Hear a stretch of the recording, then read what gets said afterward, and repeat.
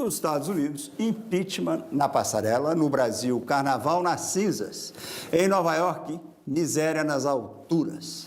Bem-vindos. Estamos no ar para todo o Brasil, pela TV Cultura e emissoras afiliadas, e conectados com o mundo pelo UOL, YouTube, Twitter, Facebook, e aqui conosco Caio Blinder, Diogo Mainardi, Pedro Andrade, Angélica Vieira e nossos convidados, professor Fernando Haddad, ex-ministro, ex-prefeito de São Paulo, candidato do Lula à presidência, Nelson Mota, escritor, jornalista, compositor, ex-Mahatazana, e Nathalie Vital, a economista da empresa financeira Gard, como especialista em Brasil e México.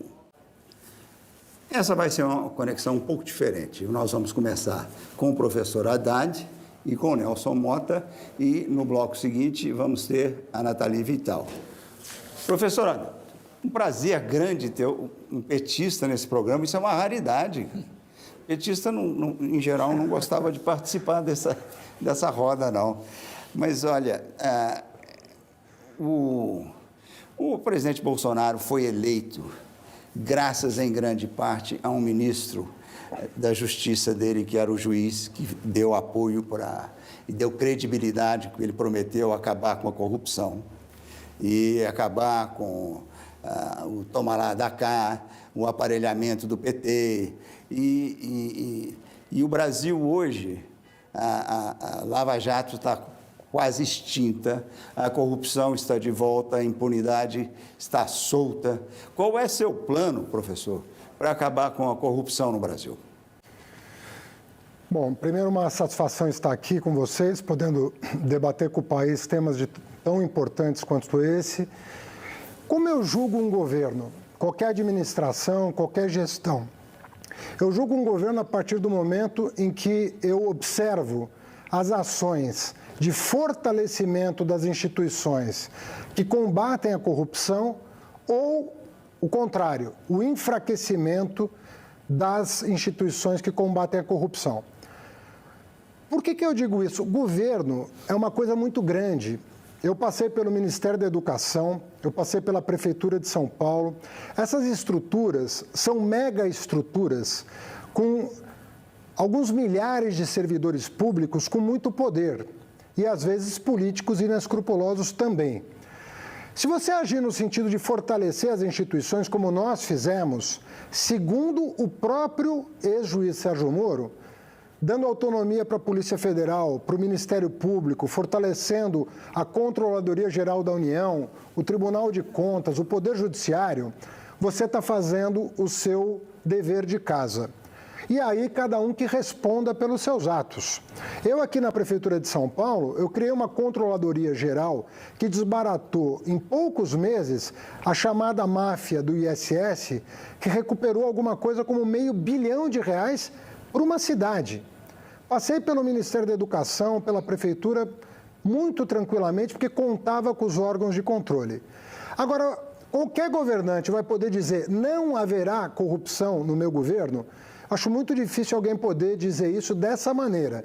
O que um governante deve dizer é o seguinte: tudo o que eu puder fazer para capacitar o Estado para combater a corrupção e punir os responsáveis, eu farei. Então, eu vou adotar as práticas de gestão pública que eu adotei tanto no Ministério da Educação quanto na Prefeitura de São Paulo, fortalecendo as instituições e punindo quem se desviar, porque, infelizmente, são milhares de pessoas e, às vezes, uma pessoa toma o caminho errado. Essa pessoa tem que ser punida exemplarmente para que esse exemplo que é dado iniba, né, a ação de outros que, porventura, se sintam estimulados, né, a ter a sua vida facilitada por malfeitos, né? Olha, bem da verdade, a Lava Jato começou no governo da presidente Dilma e começou e cresceu. E agora o Diogo, você quer falar com o professor, por favor? Boa noite, Haddad. Eu não estou entendendo nada aqui. Você está se apresentando como candidato à presidência, mas numa entrevista hoje mesmo você disse que o seu candidato é o Lula. A coisa fica meio confusa. De um lado, você defende o combate à criminalidade, do outro, você é o poste de um ladrão. Você passou a campanha eleitoral inteira em 2018 defendendo o ladrão e os crimes praticados por esse ladrão. Tanto que você perdeu. Se você não tivesse feito isso, você não teria perdido e nós não teríamos o criminoso Bolsonaro na presidência hoje. É evidente que sua candidatura... Qual a sua pergunta, Diogo? Porque depois do golpe de Palácio, ontem no STF, o Lula vai tomar essa candidatura, ele vai encampar essa candidatura. Por mais que vocês digam que ele vai ser inocentado, os eleitores não são idiotas, eles sabem perfeitamente que o Lula tinha 40 milhões de reais no departamento de propinas da Odebrecht. Isso não vai ser apagado jamais.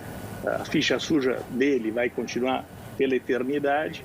Sobre 2022, eu acho que você teria grande chance de derrotar o Bolsonaro. O Lula...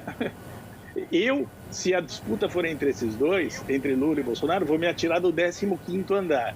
Então, não vou estar aqui para assistir a devastação provocada por um desses dois criminosos. Mas os brasileiros, sinto muito, vão ficar aqui. Qual é a sua pergunta, Diogo? Eu não sei o que você é. Você é o poste ou você é o candidato? Diogo, eu poderia classificar você nesse debate e talvez você não gostasse da alcunha que eu fosse te colocar. Mas eu não vou fazer isso porque eu acabei de ouvir que poucos petistas participam desse debate e eu acho que você é um dos grandes responsáveis por isso. Porque há muitas pessoas educadas nesse programa, mas eu não considero você um exemplo de educação. Eu acho você uma pessoa muito problemática, inclusive psicologicamente. Então, vou responder a você com serenidade as suas indagações. Em primeiro lugar, nós vamos ver quem é o criminoso dessa história quando essa história terminar. E eu vou dizer para você que o seu herói, se estivesse nos Estados Unidos, o Sérgio Moro, estaria em Guantánamo, respondendo pelos crimes que ele cometeu.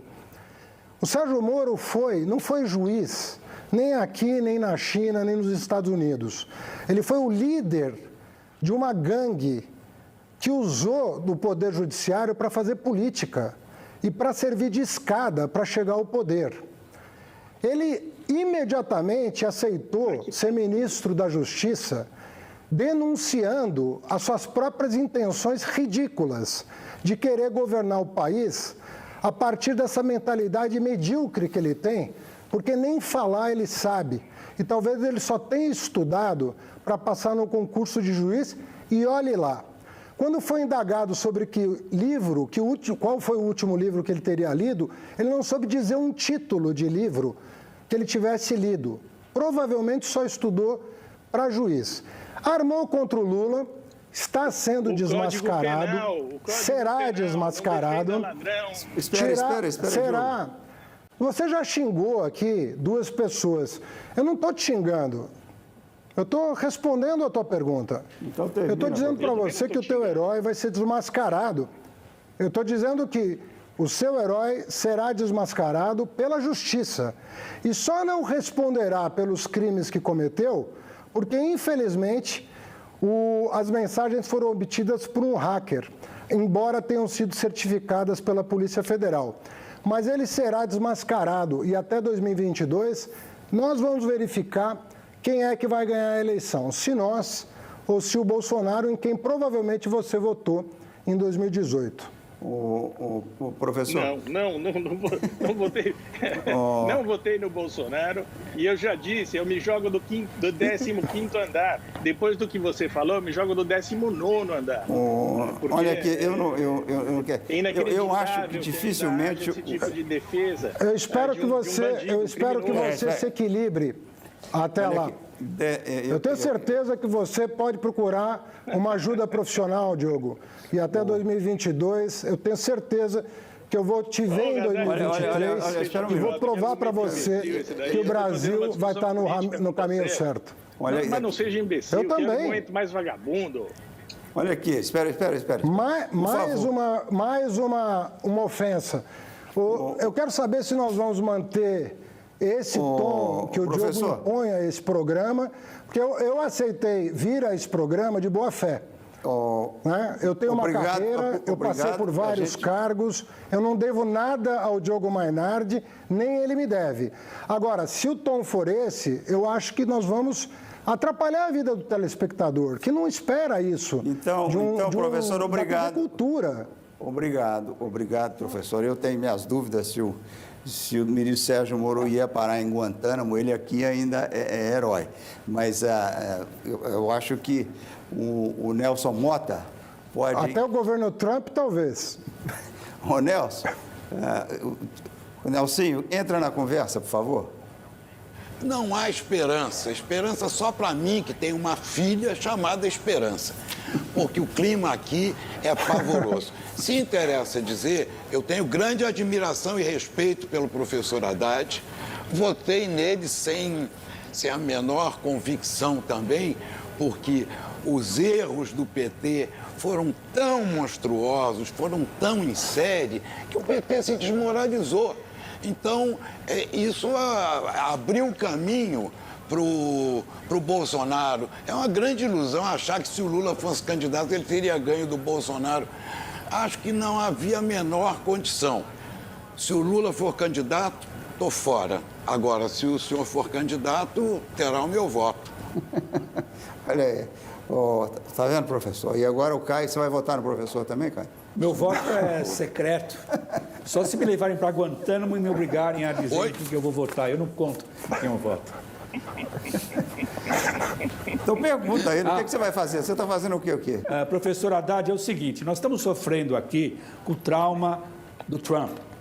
O trauma que a gente sofre com esse culto de personalidade que é o Trump, que movimenta essa massa atrás de mentiras. Agora o Brasil está num lodaçal, porque o Brasil sofre com dois cultos de personalidade, o lulismo e o bolsonarismo. Como que a esquerda e a direita vão conseguir se modernizar enquanto elas são vítimas desses dois cultos? Só uma pausa aqui, por favor, que eu não sei se o professor respondeu ao comentário e agradeceu o voto do Nelson. O Nelson é um querido. Tinha uma resposta ali. O Nelson é, como sempre, muito elegante, uma pessoa que eu acompanho com muito prazer. Não sou amigo porque ainda não tive oportunidade, mas é uma pessoa que eu admiro muito. Mas olha, deixa eu falar para vocês. A centro-direita, a chamada direita brasileira, não é a extrema-direita do Bolsonaro, mas a chamada direita vai muito mal no Brasil, né? E eu diria que, para complementar, que a desmoralização do sistema político foi geral. Ela não foi de uma força política. Muitas vezes por erro da força política, mas muitas vezes também por excesso do próprio Poder Judiciário, né? Não em todo lugar, não contra todo mundo. Mas vamos pegar o caso do PSDB, né? Que é sempre muito poupado pela imprensa. Eu não conheço os processos que respondem os ex-governadores tucanos. Então eu não vou fazer aqui o que eu não gostaria que fizessem com um dos meus, né? De sem ler o processo ficar acusando, dizendo quem tem dinheiro ou não. Mas 7 ex-governadores do PSDB respondem por corrupção. Alguns já com sentença transitada em julgado, como é o caso do ex-governador de Minas Gerais. Mas nós estamos falando de Paraná, Goiás, Aécio, que é de Minas, mas foi candidato a presidente, Serra, Alckmin, o governador do Mato Grosso do Sul, que agora não me recordo o nome. 7 ex-governadores respondem. Eu posso aqui, em nome da política, ficar apontando o dedo para essas pessoas antes de serem julgadas? Agora, foi uma devastação em 2018, a ponto do Alckmin ter menos de 5% dos votos. Então, ou a gente restabelece um ambiente em que quem respondeu paga e quem não respondeu segue a vida defendendo as suas ideias, segue a vida defendendo o seu ideal de sociedade democraticamente, ou nós vamos colocar todo mundo na vala comum. E aí nós vamos ter outros Bolsonaros pela frente, que são os verdadeiros corruptos dessa história. Eu nunca vi um deputado e sua família, por meio de desvio de verba pública, acumular tantos imóveis, loja de chocolate. Eu nunca vi uma coisa dessa na minha vida. Toda a imprensa sabia disso antes da eleição. Panos quentes para ver o que ia dar. Eu acho que não é bom a gente criminalizar agremiações. Isso é muito ruim. A Igreja Católica, a Igreja Evangélica, o PT, o PSDB, isso é ruim, isso é medieval. Isso não é justo com as pessoas que querem o bem desse país.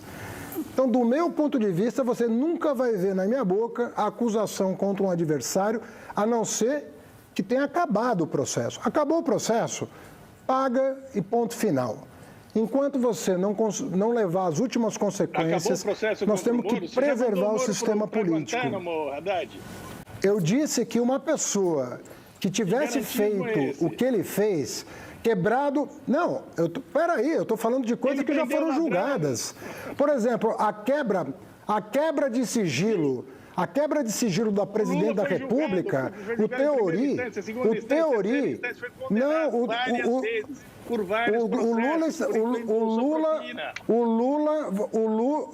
o Lula vai receber o vaticínio final agora.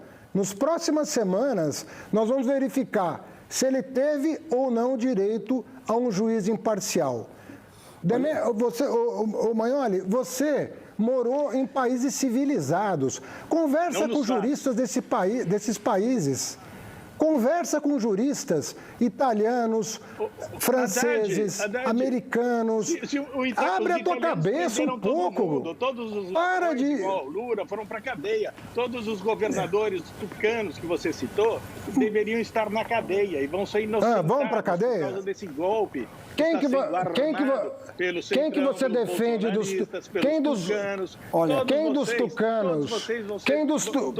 tucanos você defende que vá para a cadeia? Mas como todos vocês, do que você está falando? De quantas pessoas você está falando? Você está falando... Demetrio, se ele devia ter sido expulso do partido, ele não deveria estar em cana. Ele vai tomar o partido do Dória. Isso que vai acontecer. Diogo, é o contrário do que você está falando. Olha aqui, o Pedro Andrade, que está lá com os ursos lá no Equador, ele deixou uma pergunta gravada para o professor. Vamos rodar, por favor? Ministro Haddad, o presidente Bolsonaro acusou o senhor de ter sido o criador do Kit Gay, uma iniciativa de educação sexual nas escolas brasileiras. O que fazer quando uma iniciativa anti-homofobia acaba virando munição para a homofobia em um dos países que mais mata membros da comunidade LGBT no mundo? Bom, o Bolsonaro, ele é conhecido pelas fake news. Ele é talvez o maior propulsor de fake news, aliás, na condição de presidente. Ele levou muitas pessoas à morte combatendo o isolamento social e defendendo o chamado tratamento precoce. A estimativa que se tem é que 2/3 dos brasileiros que já morreram em função da gestão da pandemia feita pelo governo Bolsonaro. Então, nós estamos falando de 150 mil pessoas que eu responsabilizo o Bolsonaro por ter morrido. Por falta de gestão, por falta de compromisso com o país, por falta de seriedade na condução da crise sanitária. Então, eu sou a vítima mais leve do Bolsonaro. Tem gente morrendo de fome por causa do Bolsonaro. Tem gente sem emprego por causa do Bolsonaro. Tem gente morta por causa do Bolsonaro. Agora, o Bolsonaro ele tinha que inventar alguma coisa, né, para se apegar, e inventou um kit para criança de 6 anos para reorientar sexualmente a pessoa, uma coisa que não existe e nunca existiu em nenhum lugar do mundo. Eu não conheço precedente histórico no mundo. Agora, o combate à homofobia nas escolas é outra coisa. Primeiro, você tem que formar o professor. O professor é o primeiro que tem que saber lidar com a dificuldade que muitas vezes representa no seio de comunidades, às vezes, mal informadas, como lidar com a diversidade dentro da sala de aula, como orientar a criança que muitas vezes precisa de suporte psicológico, como lidar com as famílias que muitas vezes não sabem lidar com a questão, né, e transformam aquilo num problema que pode ser incontornável, dependendo de como for a mentalidade dessa família. Como prefeito, eu cheguei a receber o selo de Rainbow City para a cidade de São Paulo. A única cidade brasileira que recebeu um selo de cidade amigável para a comunidade LGBT. A única cidade brasileira digna dessa menção. Por quê? Porque nós abrimos centros de referência na cidade toda, nós oficializamos a parada LGBT, nós criamos um programa chamado Transcidadania, que é exemplo para o mundo, né, de combate ao preconceito. Então, há formas corretas e sérias, né, de lidar com essa questão, combater o preconceito e acolher essas pessoas que são vítimas de preconceito e muitas vezes são expulsas de casa, da escola e do mercado de trabalho. Então, eu creio absolutamente, né, na ciência, na possibilidade, na pedagogia, no acolhimento e no combate a esse tipo de postura em que o Bolsonaro é useiro e vezeiro. Ele promove, infelizmente, não apenas contra a comunidade LGBT. É o preconceito contra o negro, é o preconceito contra o pobre, é o preconceito contra a mulher. Enfim, todos os segmentos se sentem muito aviltados pela forma como o Bolsonaro se refere a cada um deles. Então, há formas, e o mundo já aprendeu a lidar com a diversidade de maneira digna e responsável. Professor, muitíssimo obrigado pela sua participação. Eu só quero uma pergunta aqui, uma resposta simplíssima aqui. Se a eleição fosse hoje, quem ganharia, o senhor ou o Bolsonaro?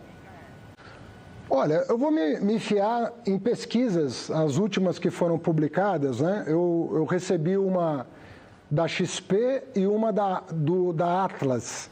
A Atlas foi a pesquisa que mais acertou as projeções de 2020.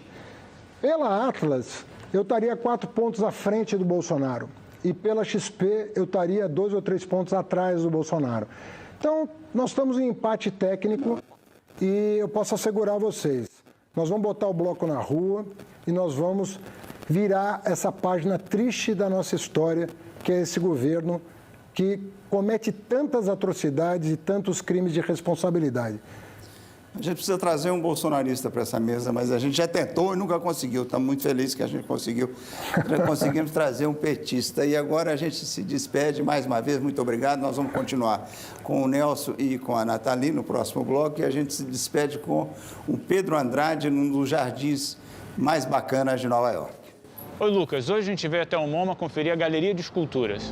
Dá uma olhada.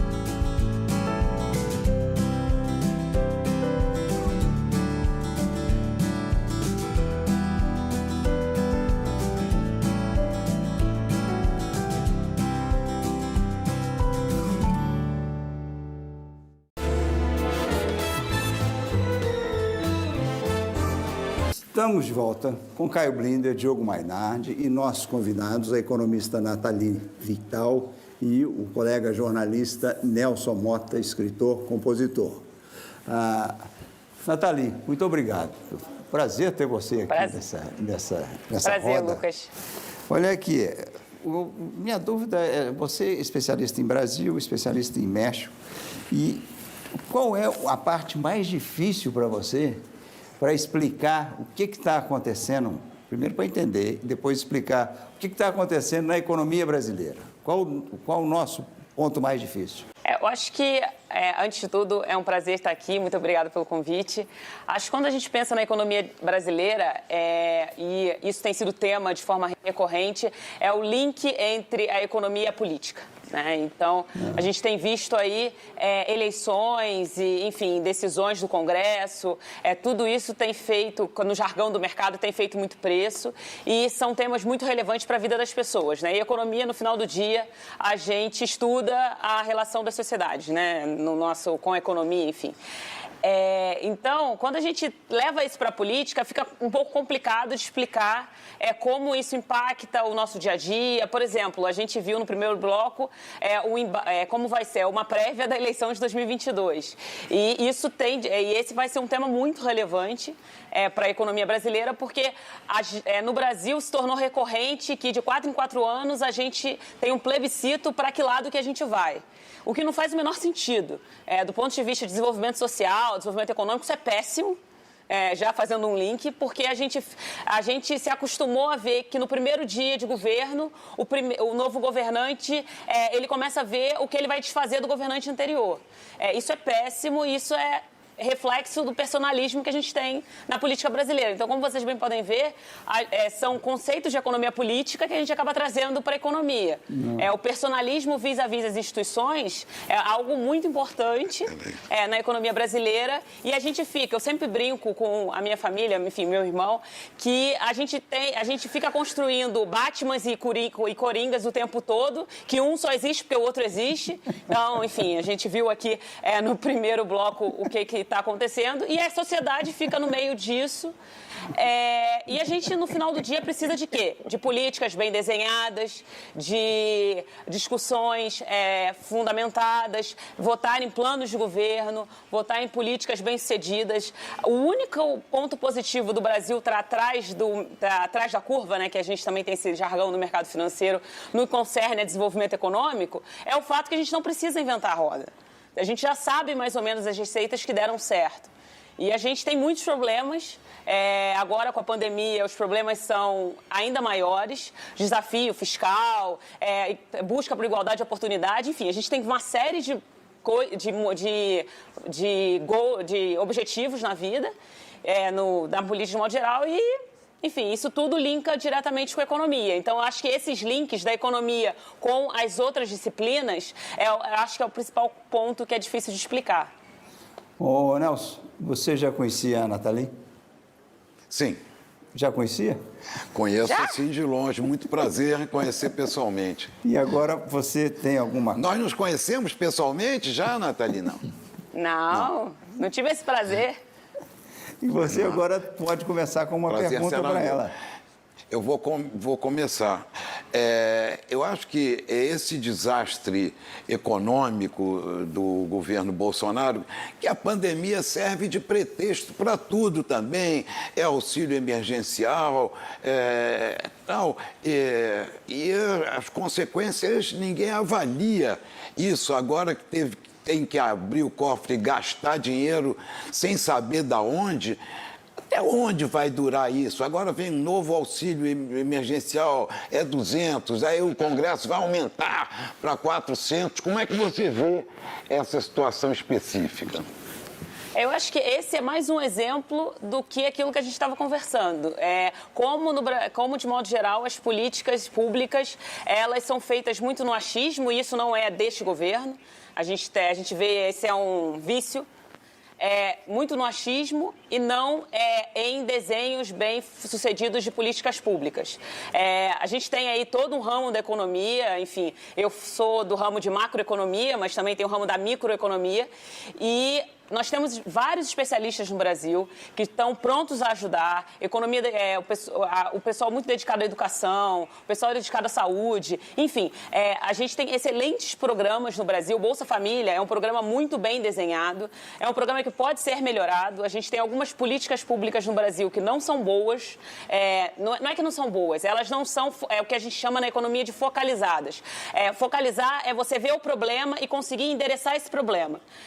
A gente tem alguns programas no país que são programas mais antigos, que eles focalizavam problemas de décadas atrás. Então, a gente poderia redirecionar esses recursos que estão sendo gastos. E aí, como você bem falou, Nelson, a gente tem que sempre se preocupar muito com a qualidade do gasto público, porque o Brasil já gasta muito.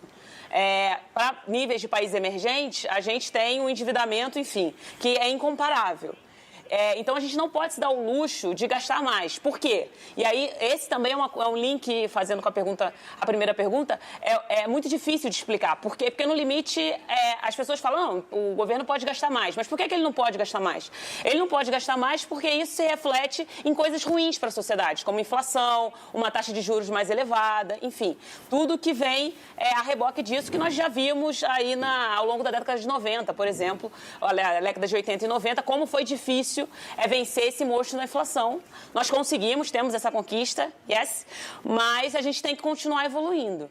Então, acho que o grande ponto de desenhar políticas públicas, e aí o auxílio emergencial é um exemplo bom de uma política que, no primeiro momento, fez sentido, mas porque, enfim, estávamos em meio ao isolamento social. Eu acho que nenhum economista defende que não deveria ter algum tipo de socorro para a população mais frágil, mas hoje ele é mais discutível. Então, não cabe a mim, como economista, falar politicamente o que deve ser feito, mas, como economista, a gente dá os custos e benefícios de uma certa política. Então, o auxílio, da maneira que ele foi pago, ele não é ótimo, que a gente fala em economia, que é o melhor destino que a gente pode dar a um recurso. Ele não é ótimo. Então, acho que a gente tem que sentar, estudar e conversar, mas, ao mesmo tempo, tem que ter a urgência que a população exige. Ô, Caio, qual é a sua urgência? Não, eu não tenho urgência, eu penso a longo prazo. Nathalie, espero que você tenha um bom acompanhamento psiquiátrico, porque é uma loucura acompanhar o dia a dia de Brasil e de México, 2 países governados por esses populistas, o Obrador de esquerda e o Bolsonaro de direita. Eu não tenho urgência, eu quero que você vá lá na frente e me conte, depois do estrago que esses 2 presidentes estão causando, como você vê o Brasil e o México daqui, digamos, 5 anos.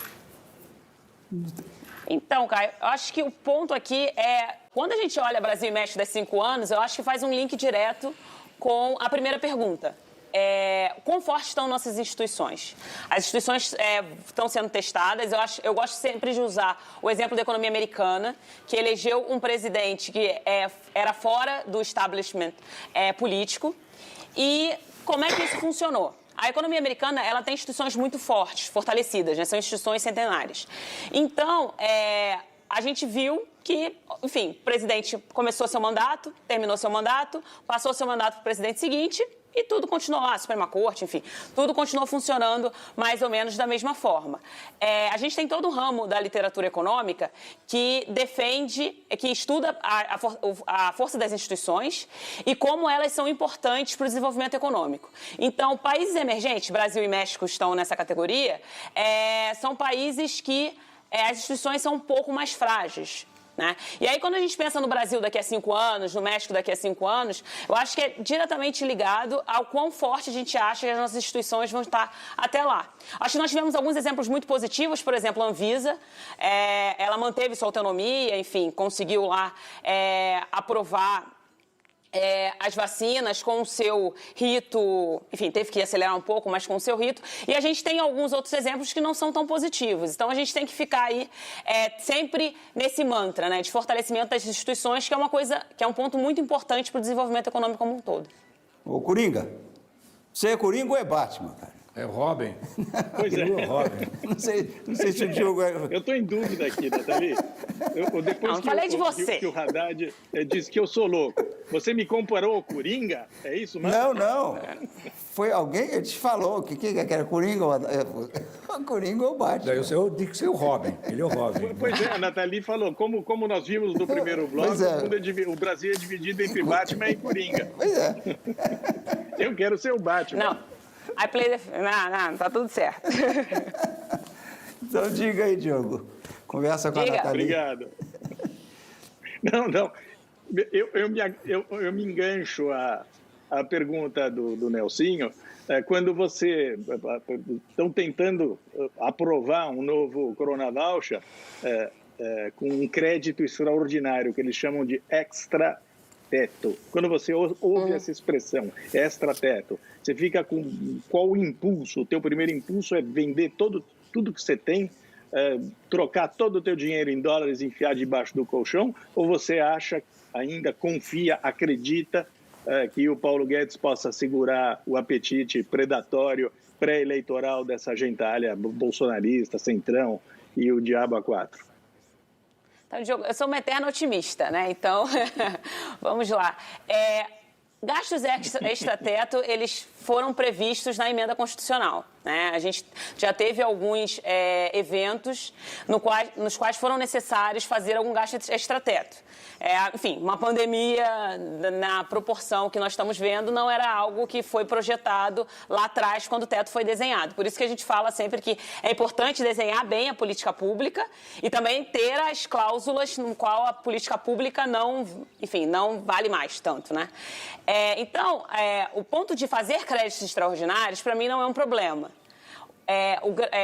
Acho que o que a gente sempre se pergunta é o quão sustentável é o endividamento do Brasil a médio e longo prazo. Quão sustentável, quão solvente o país é.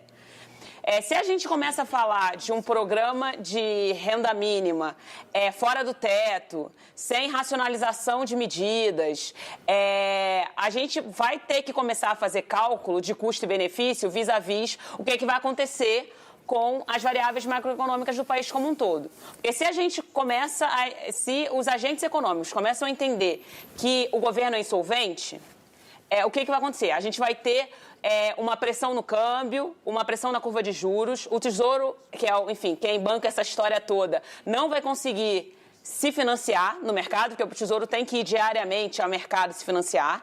O Tesouro não vai conseguir se financiar, então a gente vai ter que pagar uma taxa de juros acima do que está pagando hoje. Então isso se torna uma bola de neve e a gente tem inflação.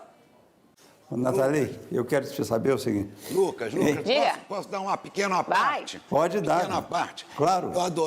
Eu adorei esse jargão econômico do um resultado não ótimo, esse eufemismo assim. Isso é o que o Tim Maia chamava de esse troço tá meio 446, não chega a 5, né? 4,5, 446, não chega a 5. Nathalie, você, pelo que você ouviu nessa conversa, aí você votaria no Haddad para presidente e aceitaria um convite para ser ministra da Economia dele? Então, voltando lá ao meu jargão lá do Batman e Coringa, enfim, eu gosto de super-heróis, então eu vou usar muito esse jargão. Eu acho que a gente tem que focar em tentar votar em ideias, em programa, e parar com esse negócio que votar, tipo, salvador da pátria. Não existe salvador da pátria. Tá certo. Então, as instituições são importantes. Eu te devolvo essa pergunta. Qual é o projeto de governo que um eventual candidato Haddad teria? Qual o projeto de governo que eu votaria? Eu votaria num projeto de governo no qual a gente não volta à casinha, a gente continua com o que a gente conquistou, que é uma estabilidade macro, inflação controlada, uma dívida sustentável, enfim, tudo que a gente vive hoje em comparação ao que nós brasileiros vivíamos na década de 90 e meus pais viveram na década de 80. E, ao mesmo tempo, eu também votaria, para mim é igualmente importante, que esse candidato se preocupe em garantia de igualdade de oportunidade. E o Ministério? Tudo depende também de política econômica. Eu não me formei numa instituição que é muito vinculada aos governos do PT, mas, por outro lado, vários dos meus professores, ex-professores da minha instituição, estiveram no primeiro governo Lula. Então, o compromisso é com a agenda, é com o país. Então, se a gente tiver uma agenda boa e uma confiança na agenda, eu acho que isso que é importante, porque muitas vezes tem promessas vazias. A gente tem que ver a viabilidade da agenda. Olha aqui, ao contrário da resposta do não é muito ótima, você é muito ótima. Muito obrigado pela sua participação. Nada, que isso. E aí ficou devendo algumas. Nosso tempo é curto, mas eu tenho outras perguntas para o futuro para você. Muito obrigado. A gente vai agora com o Pedro Andrade para onde, gente? Com a Angélica e os bilionários e milionários de Nova York que estão passando apuros, esses caras que estão morando lá em cima nas grimpas. tem enxurradas, parece que tem coisa de favela. Não está muito ótimo para eles, né? Não está muito ótimo para eles. Lucas, estamos na esquina da Madison Avenue com a Rua 57, conhecida como Corredor dos Bilionários. Em 2008, no boom do luxo, esses super altos e esbeltos prédios com mais de 300 metros de altura modificaram o skyline da cidade e agora se tornaram as suas misérias. Esses apartamentos são, na maioria, as segundas residências dos ricos, que por causa da pandemia tiveram que ficar em casa e vivenciar alguns horrores desses arranha-céus. Por exemplo, ruídos altos, pancadas dos metais, elevadores quebrados e ventos uivantes. As inundações também afetam os andares superiores e por isso o condomínio subiu 40% e o seguro 300%. Os residentes também pagam uma taxa para o restaurante privado com estrela Michelin, que passou de $1.200 para $15.000 e não inclui o café da manhã. Graças a uma brecha na lei de zoneamento, os superfinos prédios representam a desigualdade na forma arquitetônica. A tendência da sociedade hoje de santificar a riqueza e celebrar os super ricos é também a ruína dos 99%.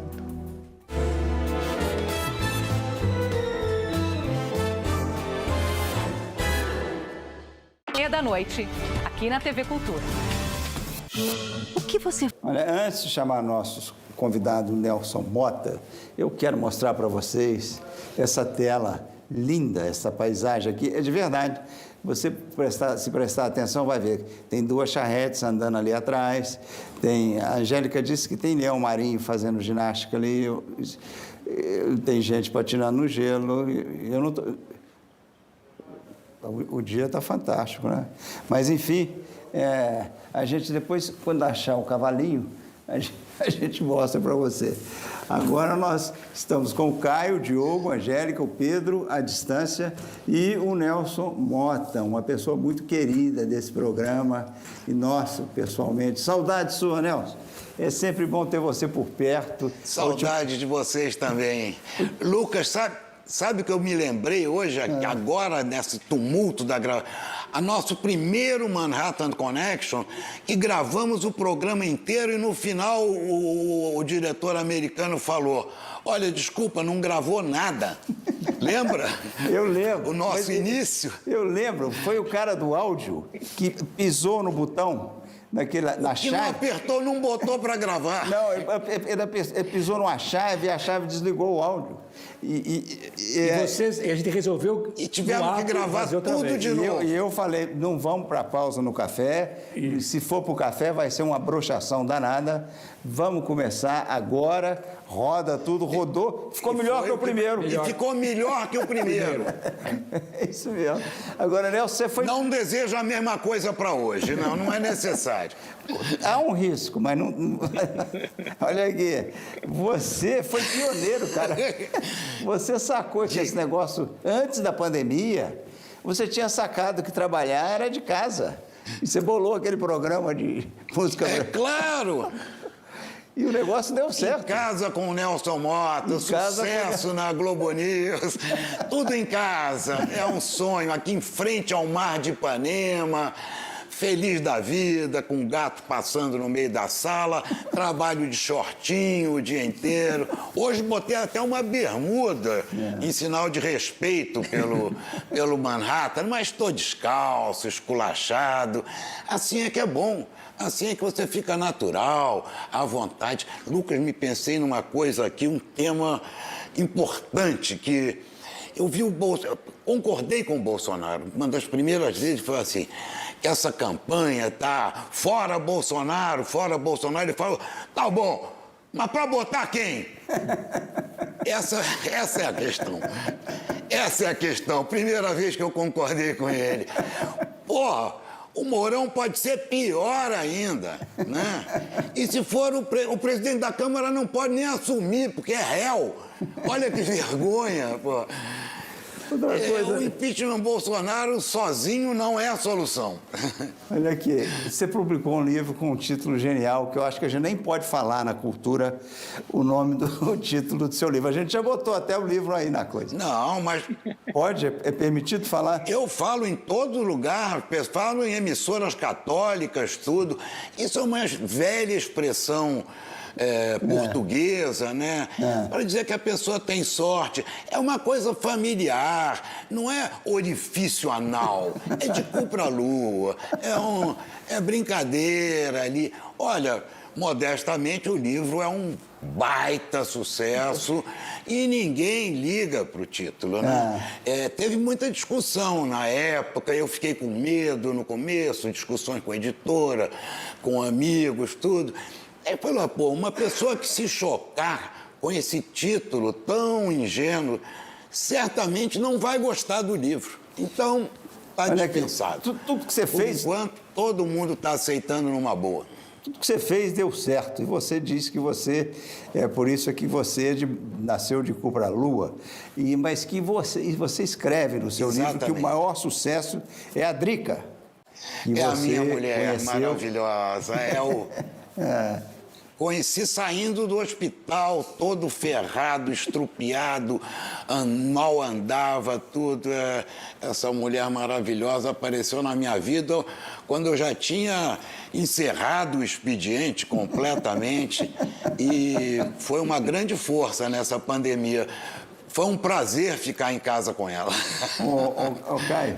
E, olha, Lucas, essa coisa da sorte, eu acho que o subtítulo do livro é Eu só topei de cu pra lua depois que achei o subtítulo Dramas, Comédias e Mistérios de um Rapaz de Sorte.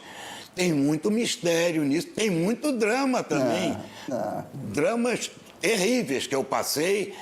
E também, o importante da sorte para mim, encontrei uma ética da sorte, que é como a sorte você recebe de graça, não sabe de onde vem, você não fez nada para isso. Até digo no livro, uma pessoa que se orgulha da sua inteligência, não tem porquê, já veio de fábrica, pô. Da sua beleza, não fez nada por isso, mérito zero, né? Veio de fábrica. Então, a sorte também é aleatória. E eu acho que a ética da sorte é o que você faz com a sorte que você recebeu. Você pode usar a sua sorte para matar pessoas, pode usar a sua sorte para escapar de um assalto, você pode usar a sua sorte para tudo. E eu acho que o segredo é muita gente tem sorte, mas não muitas sabem usar bem a sorte. Usar... Desculpe a caretice, mas usar para o bem, entendeu? Embora seja uma coisa vaguíssima, mas todo mundo sabe o que é usar para o bem, né? Vamos de um sortudo para outro sortudo que usa a sorte dele para o bem. Minha sorte foi conhecer o Nelson Mota, que puxa saco. Mr. Mota. Professor. Fala olhando para lá. Mr. Mota. Grande professor Braida. Não vai chorar de emoção. Mr. Mota. Fevereiro é o mês de datas importantes. Eu penso muito. É um mês de datas importantes. No Francis também. Aonde estaria o Francis hoje? Bangu 8? Bangu 8 ou Guantanamo? Você roubou a pergunta do Nelson. Não rouba minha pergunta, pô. Não rouba minha pergunta. Deixa eu fazer desculpa. Você está vendo? Eu sou o cara azarado. Desculpe, você roubou minha pergunta. Eu sou um cara azarado. O Nelson é muito rápido. Ele nasceu com a orifício anal. Querido mestre, captei, querido mestre. Posso falar? Olha, você não tem muito tempo para falar, porque eu quero que o Diogo fale então, também. Eu quero saber o seguinte. Tivemos a semana passada o aniversário triste da morte do Francis. E entre o piloto do programa, que foi 26 de fevereiro, é um dia de azar. Foi o primeiro atentado contra as torres, aqui em Nova York. Nós gravamos naquele dia o atentado. Quero saber de você, o que o Francis acharia dessa esbórnia de hoje? O que ele acharia do Bolsonaro, do Trump? Não estica, não. Acabei? Não, acabou, pois é, porque senão ele vai responder tudo e a gente vai estourar. Eu não me atrevo a tanto, né? Porque o Francis também tinha uma certa imprevisibilidade, assim, as mudanças radicais de conceitos dele. Eu acho que, com certeza, a única coisa que eu tenho certeza, nós estaríamos rindo muito com ele, com o governo Bolsonaro, com o politicamente correto, com cancelamentos, com essa porcariada toda, e Trump. E a gente ia rir de montão, ia virar um programa humorístico praticamente, porque o Francis não ia conseguir comentar a sério o que aconteceu no Brasil, né? É impossível. Muito pior que aconteceu aqui, Estamos perdendo boas gargalhadas. Ele tá fora. Aqui tá muito longe. pior do que aí, cara. Você tá na sua casa aí, você não sabe o que tá Ô, Diogo, você tem um minuto para fazer uma pergunta aí pro Nelson, por favor. Pô. Ô, Nelsinho. Nelsinho, recentemente, Salve, foi na Diogo. semana passada, porque além de louco, eu tô ficando meio gaga. Acho que foi na semana passada, você escreveu. Eu tava com também, saudade dos velhos cronistas que não tratavam de política, e, pombas, eu que tenho que tratar de política 18 horas por dia, tenho de enfrentar essa gentalha imunda, ladrão, assassino, gente da pior espécie. Eu fico, sabe que eu te adoro, né? Mas esse teu discurso me dá um pouco de raiva, porque você tá de cu pra lua, fazendo o que quer, fazendo o que bem entende, e não tem de tratar dessa gentalha. Cáspita, me ensina.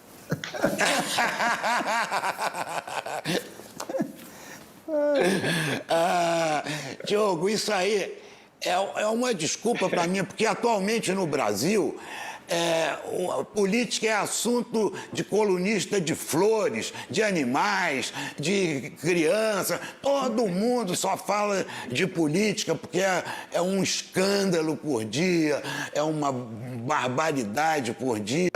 Então, eu modestamente tenho feito um esforço de evitar um pouco isso. Há outros assuntos. Eu tenho morro de pena de você, de viver esse inferno.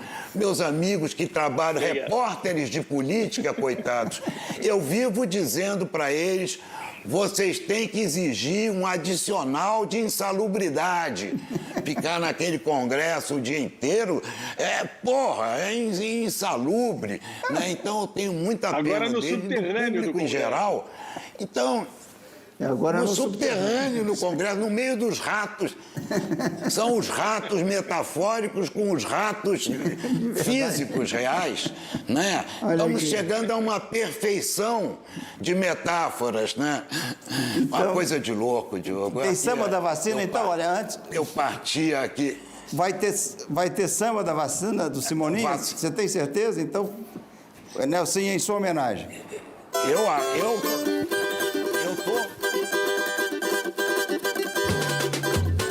Vacina, eu acredito na vida. E o povo inteiro vai cantar pro novo amanhecer chegar. E o mundo todo festejar, olha a vacina, vacina. Eu acredito na vida. E o povo inteiro vai cantar pro novo amanhecer chegar. E o mundo todo festejar, olha a vacina. Maravilha, querido. Maravilha, meu querido Simoninho. Lucas, vou vacinar no dia 25 agora. Eu também. É acima de 75 Eu anos. também. 25. Eu vou vacinar. Parabéns para mim, parabéns pra maravilha, você. Lucas. Vocês vão tomar no orifício anal, vocês Ótimo. dois. Aí eu Que vou- inveja, aí eu- Que inveja. Olha aqui. Aí vou visitar vocês em Nova York. Vem mesmo, querido. Um abraço grande, obrigado. E agora nós vamos para o intervalo. Grande com o abraço quê? para vocês, querido. Muita saudade agora. Fiquei mesmo, muita. Ótimo. E aquele café da manhã ainda existe, Lucas? Não, Preparatório não. com Agora- croissants e tal. Acabou tudo. Não tem café. Acabou, não tem É o café de garrafa, aquele café de estúdio que faz de manhã, fica o dia inteiro. Já entendi. Aqui eu tomei meu Nespressozinho antes de falar com vocês. Meus queridos, muito obrigado. Vamos ter outros encontros. E agora nós vamos com o Pedro Andrade para a Galeria Pace. Irving Penn é um dos nomes mais icônicos no universo da fotografia. Agora, a Pace Gallery abre suas portas para uma retrospectiva dos trabalhos dele. Vem conferir.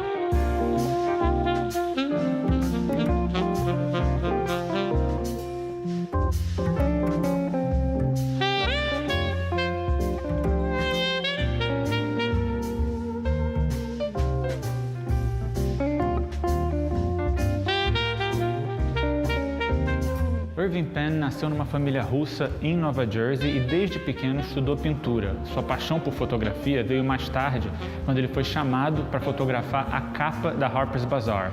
Ele, na verdade, foi um dos fotógrafos que mais colaborou com a revista Vogue até hoje.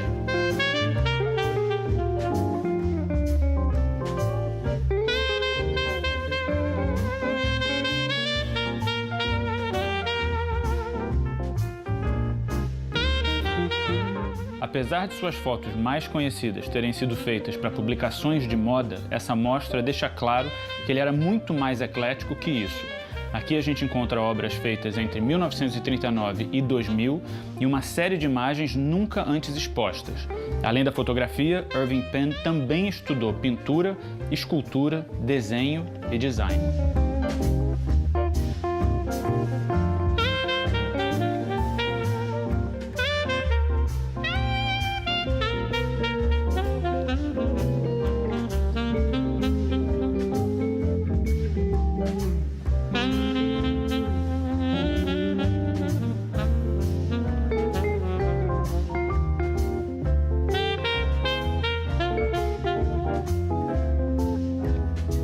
Essa exposição fica aqui na Pace Gallery até o fim de fevereiro e depois vai estar disponível no site da galeria.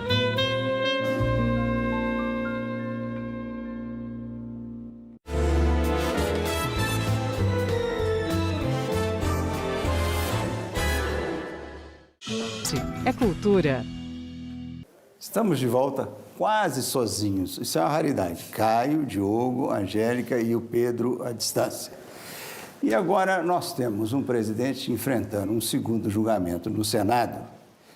Ex-presidente, ele acha que é presidente, mas enfim, sem nenhuma chance ou com pouquíssima chance dele ser condenado. Para que esse impeachment? Bem, o impeachment é um imperativo, é uma obrigação política e moral diante dos crimes praticados por esse presidente. O cálculo político, como você falou, é um pouco mais incerto. A curtíssimo prazo é uma vitória para o ex-presidente. Ele vai mobilizar a base e se sentir recompensado. A longo prazo, talvez seja mais complicado por uma razão óbvia. Você vai ter esse culto mantido em torno do ex-presidente, mas você vai conseguir remover algumas cascas de apoio. E esse partido, ex-partido republicano, não pode perder eleitor. Não pode perder eleitor porque ele já é um partido minoritário. Então, a longo prazo, é uma perda política para esse ex-partido, porque os seus senadores vão provar mais uma vez que são imunes à decência e à coragem. Eu acho que, em grande parte, também depende muito do que vai acontecer no governo Biden.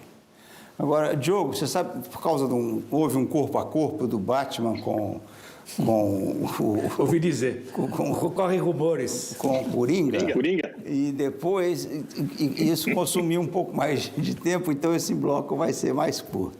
Diogo, a imprensa europeia está mais interessada no impeachment do Trump, na prisão do Navalny ou no Super Mario, seu novo líder?